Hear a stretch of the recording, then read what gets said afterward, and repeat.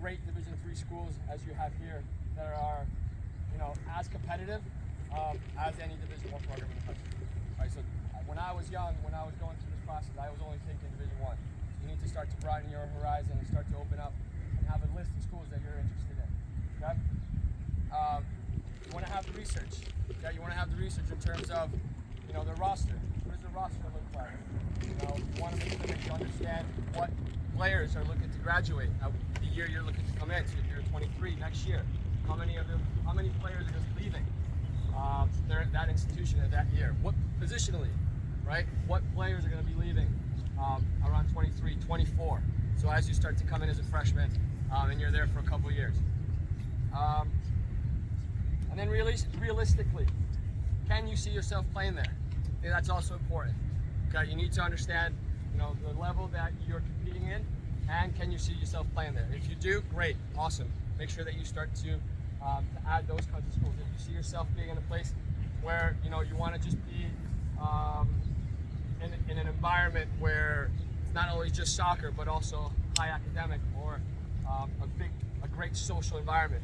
For example, Michigan has over 50,000 students compared to some other schools. So it really depends on what you like. Do you want a big school? Do you want a small school?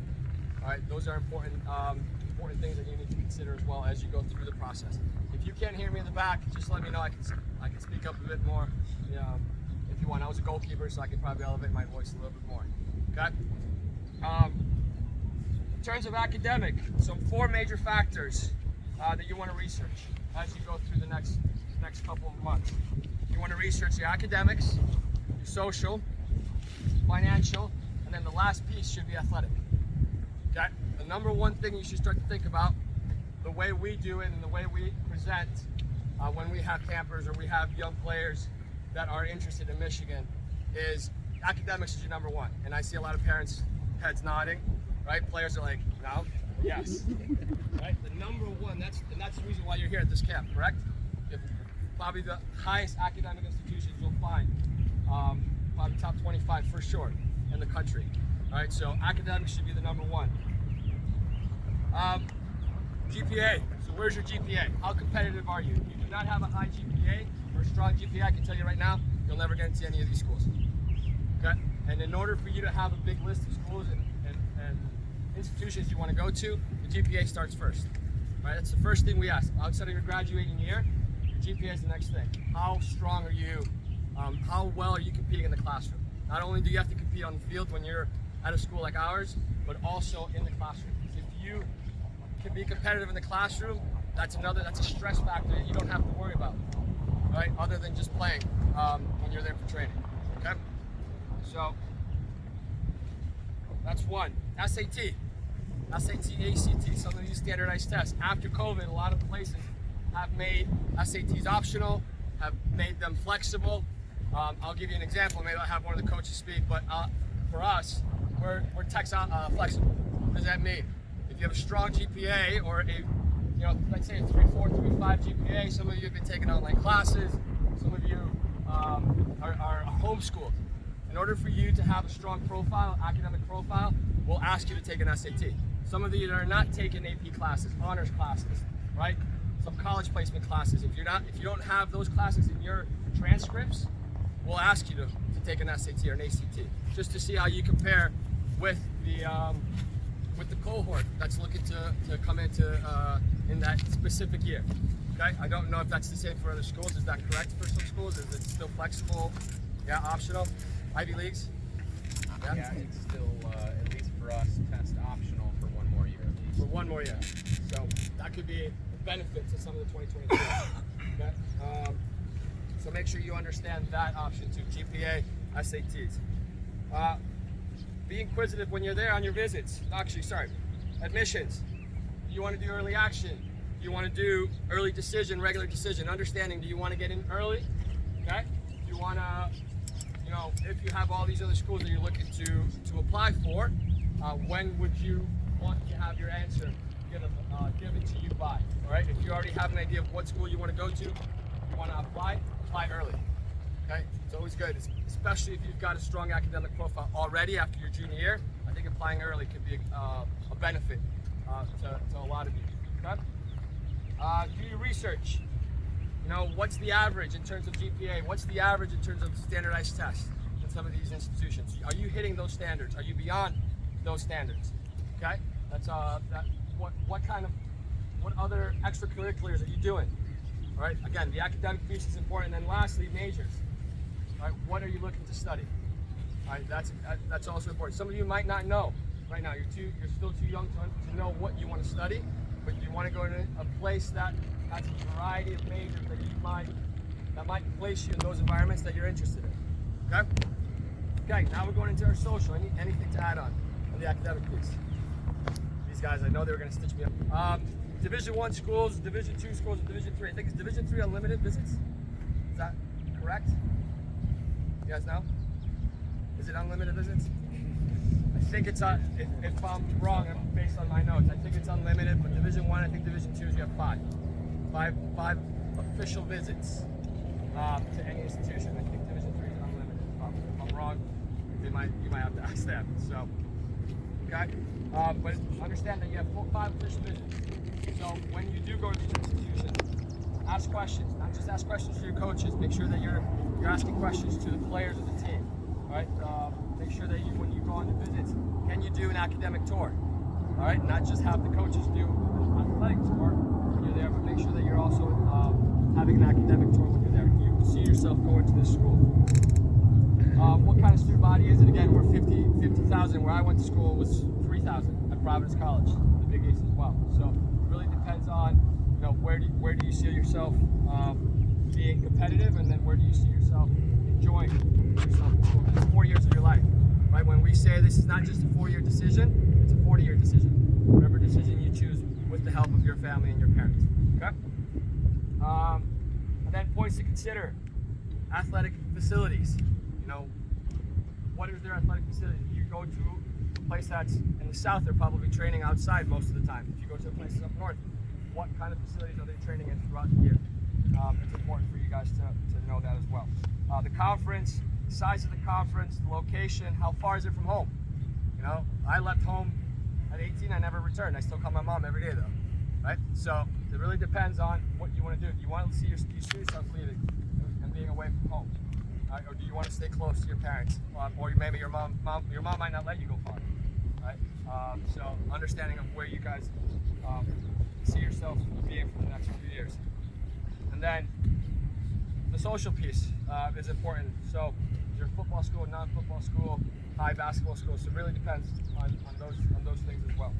Financial piece, I won't go too much into that because I'm not an expert at it. I'm not trying to be an expert at anything. So I won't say too much on that. It's regardless whether or not you have financial aid need or you have regular need, you have no need. That's also a piece as well. Differences between grants and loans. Grants you don't have to pay back. Loans you do. Are you willing to invest in your education? Not just having your family invest in your education, but are you, as an individual, willing to invest in your education as well? It's something that we ask our players as well. So those are good questions to maybe start to think about now. Other pieces in terms of the finances. Any scholarship, you know, tuition exchange. Some of your families might have that opportunity to have some tuition exchange. We have what we call in Michigan is we have a Veterans Assistance Program. If your family was in the military, your mom or your dad was in the military and they served for a certain amount of years, you have some financial assistance through that as well. So understanding there are different programs within different institutions that you can use, especially you parents, so you can maybe do some research on that. Then making sure that you're doing your FAFSA. Yep, you know, sometimes if you think you don't need doing the financially, the FAFSA is important because you just don't know what you might qualify for. And then athletic scholarships. For Division I schools, some of you might not know, we have 9.9 scholarships, right? And there's about 30 to 35 roster spots. So if you do the math, not everyone's gonna get a full ride. Not everyone's gonna get a scholarship, right? It's not 9.9 every year. It's whatever returns from the classes that are leaving that you have available. So we start to have a plan ahead. So for 23s, we've been planning since 2020 what kind of finances we're going to have available. So when we do get to the opportunity where we are recruiting 2023s, what kind of scholarships do we already have available for them? And again, not everyone's going to have scholarships. Some of you might have to earn it when you get there. Are you willing to take that, take that risk on yourself to go to an institution and say, I'll do whatever I can to get in there, just give me the opportunity, and I'll earn a scholarship, and I'll show you that I can do it. As long as you're doing everything well academically, you're doing everything well socially, all right, and you're performing on the field. Those are the 3 criteria that we look at when we start to give anybody any form of scholarship when you're there. Let's see. The athletic piece. I think, are you being recruited or are you recruiting the school? That's important. And you guys know what that difference is. If you're being recruited or are you recruiting the school, there's a difference. So understand, if you're the one being recruited, okay, that means there's an interest there. If you're the one recruiting the school and all of a sudden they're not getting back to you, that might be an opportunity for you to say, okay, let me look somewhere else. Right? And I'm sure the coaches here can speak for themselves as well. We get hundreds and hundreds of emails on a weekly basis. We cannot respond to all our emails. Okay? It is very difficult to respond to all our emails. Doesn't mean we don't read them, doesn't mean we don't look at them, but sometimes we have positional needs that we're looking for specific. Okay? So understand that just because you're not getting an email back from the coaches does not mean that we're doing it on purpose. It's just very difficult to keep up with those emails. And then we'll discuss the email piece in a second. Okay? So actually let's discuss the email piece. Coaches, and I'll have it to you. What do you guys look for in an email? When you're getting an email from the recruits, what do you guys look for? What specifics are you looking for when you get an email? Grad year. Grad year. The most important thing that's forgotten is your number. Jersey number, correct? Who you play for? Jersey number when you're there in the tournament. What team you're playing for? GPA.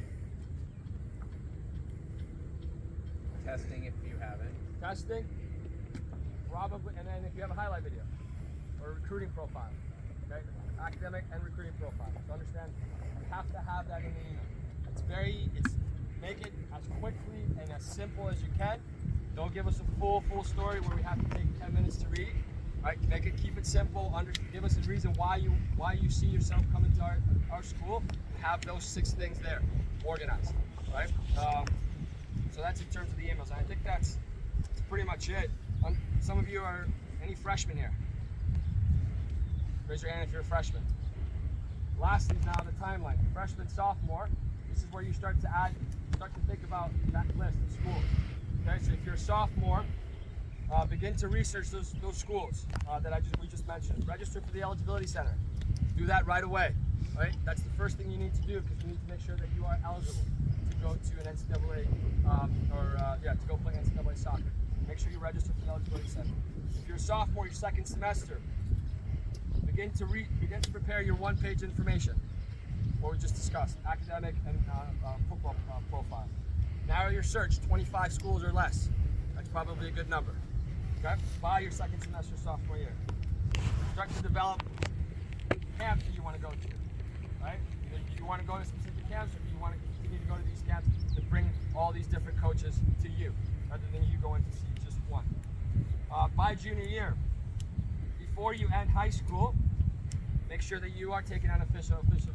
Understand that if you are a freshman or sophomore, coaches cannot reply to you anything specific until June 15th after your sophomore year. So this summer, by June 15th, in about 8 days, we've already compiled a list of 2024s we're going to be calling. We're probably going to be calling the same players in the next 8 days, right? But that's kind of what we're starting to think about. So until your June 15th of your junior year, we can only reply with camp invite. Okay? Only reply with a camp invite. So that's something for freshmen and sophomores. Then juniors, second year semester, narrow that list down to 15 or less. And then when you get to your senior year, have you already visited campus? Have you done an official visit or official visit? And then have you started your application process, at least by the end of your junior year? And then at that time, it's decision. Okay? How much do I have? 5 minutes, wow. All right, we have 5 minutes to open up to questions. My time is done, so guys, all the questions go here. What I will add, there's definitely a human aspect to this. I think it's an important thing to add to your list of criteria when you're choosing the different schools. You know, what are the people like? For each individual year, you'll all have different things that make you tick, and you know the kind of people that you need to be around. around to make you tick. It's vastly different being a student athlete as opposed to just being a regular student, because when you arrive on campus as a regular student, you get onto campus, you have a good old chin wag with a group of people over here, and you think, you know what, they're not my type of folk. You move on to the next group, not my type of folk, until you find your group of people. But when you're a student athlete, you don't have that. Bad timing. Bad timing. I used to pride myself on timing of my runs, but when you're a student athlete, you don't have that luxury to get a pick and choose your friends. You're largely around a group of 20 or 30 people. For the most part, it always changes when people graduate, when people come in as freshmen, and you're around the coaching staff. So where that coaching staff sets their moral compass, usually is reflected by the kind of people that they bring in. If they're your kind of people, more than likely when you get there, your noses will be pointing in the same direction. You'll be pointing in the same direction from a soccer standpoint, from an academic standpoint, and from a life standpoint. It's something I don't think is given enough weight. I think quite often people make decisions based on the name of a school or based on bells and whistles and facilities. But I don't think there's any coach here who's going to sit down and say to you, hey, listen, if you come and play for me for 4 years, you're going to smile from day one until the day you leave. If that's what's being said, then it's a lie.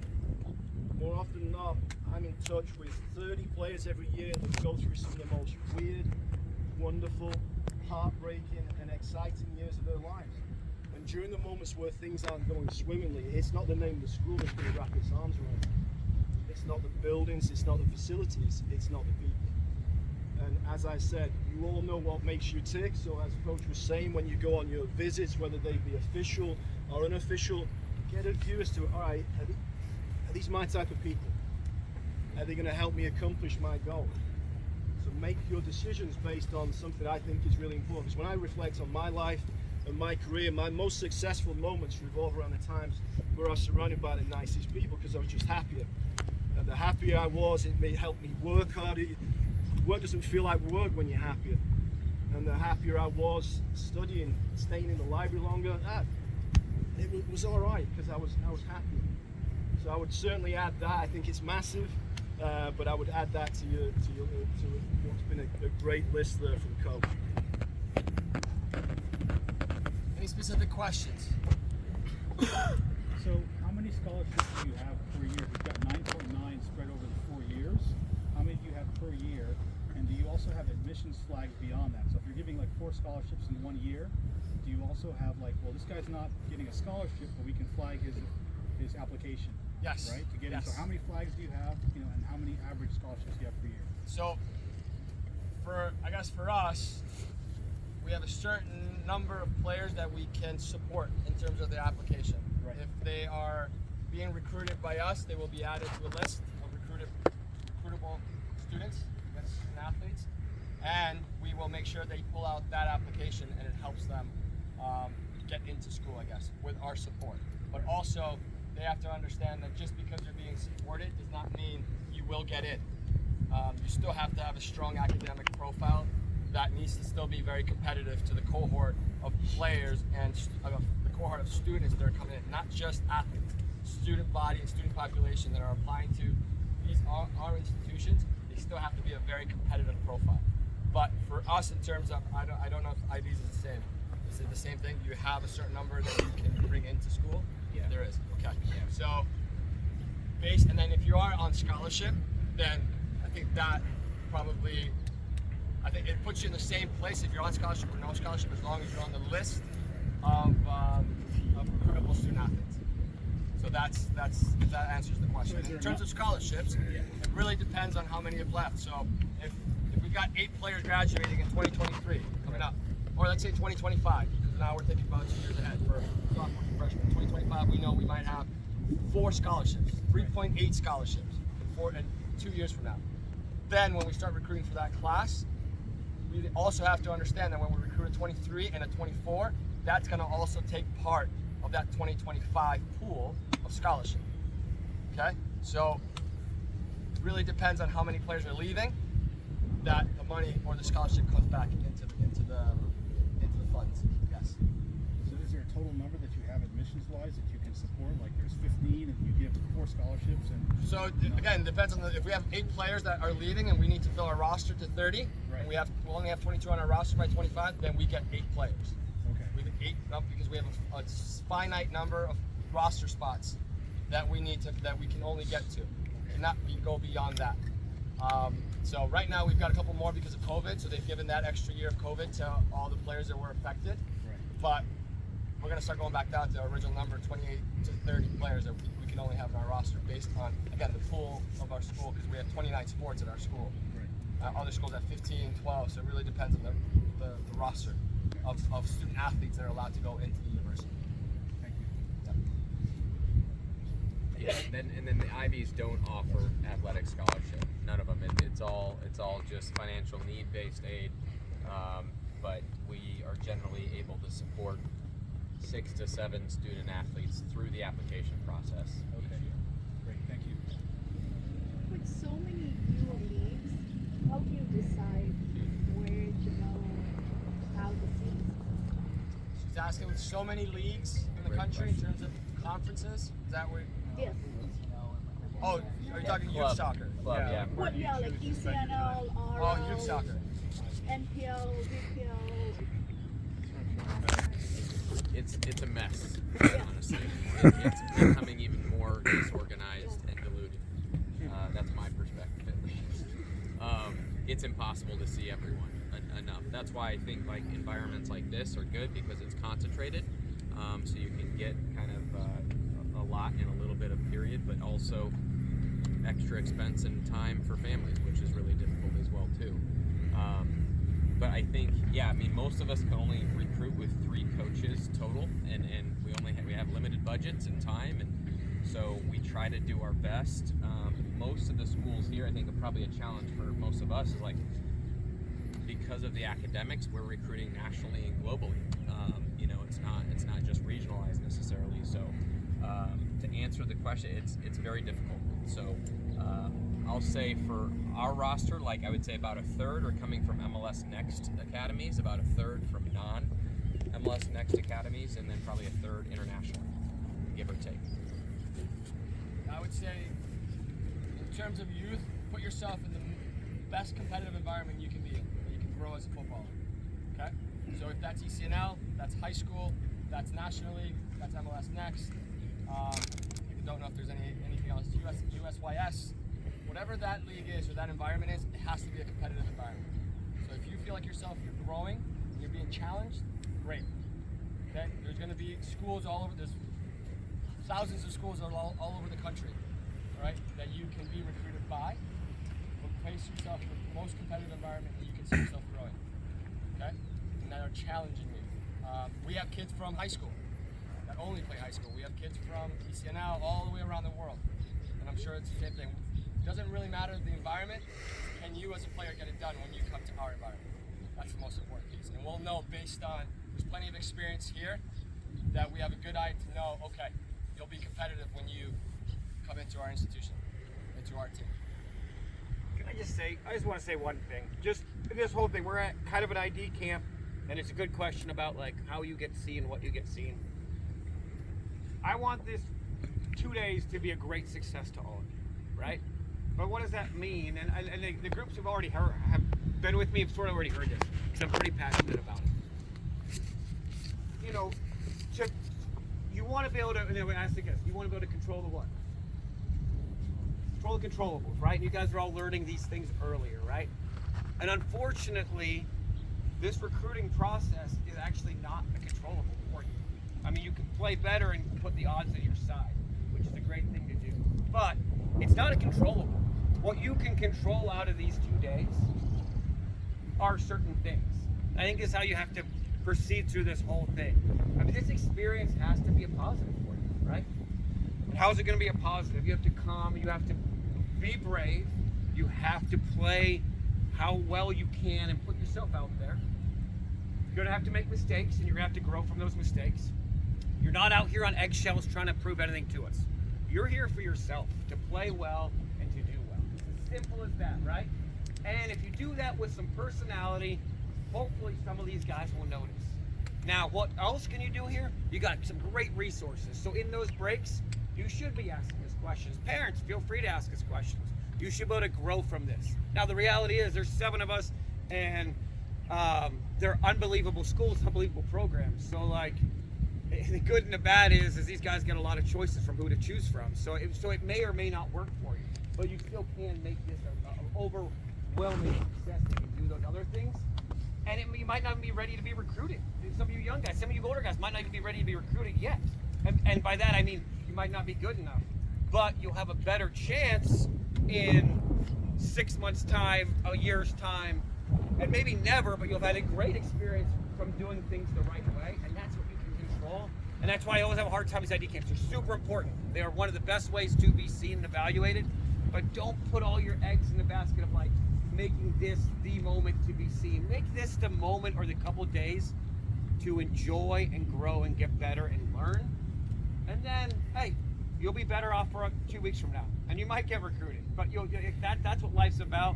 And again, even like John said, is you never know exactly where the path's gonna go and how it's gonna go. And by the right time, you'll go through this process, the ups and downs, and you'll be in the right side of it from doing it. So again, I know it's sort of not the regular recruiting pitch, but I really think everyone here can have a successful couple of days if done right. So That's a good way to end it. Yeah, I just got a good question. With online recruiting profiles, do you guys look at those? hate them. Hate them. Reality is you get, okay, so, and again, I'll go through the email thing really quick. I don't want to talk all the time, but the 2 other things I'd have said in that email piece was timing. Like if you're so, Johan's exactly right. You're dealing with hundreds of emails a week. So like, what do you have to do? Try to get back to them all, but just, it's pretty quick, it's pretty brief, it's pretty like, so the timing's really important because if you're before an event like this, so many of you did a great job. Hey, just introduce yourself right before an event. The timing's good because if you do it like 6 months in advance, I don't know, they just get filed away. They're in a database, and that's usually used for camps more than anything else. So timing's really important. And then if there's a personal connection, you know someone, you know a player who played there from your club, anything, all of a sudden it just kind of you notice it a little bit more. But those things, I mean, that just adds, and there's just no. The reason why I bring up the personal connection is, oh, you know what? He knows one of the alums that's close to the program. I got to take an extra 5 minutes out of my day to make sure that I handle this exactly properly, right? Whereas those recruiting profiles, they just come in by the legitimately like dozens every day, and so those are the only ones that I will always delete. Because there's nothing in it. You didn't take any time. You paid for someone to take the time to do it, right? You take the time. I'll take the time. Use that, but put it into your personal email. Use the link to your profile, but don't have them do it for you. Good? All right. Set. That's a wrap. That's a Good wrap. stuff, John. Go head to your game.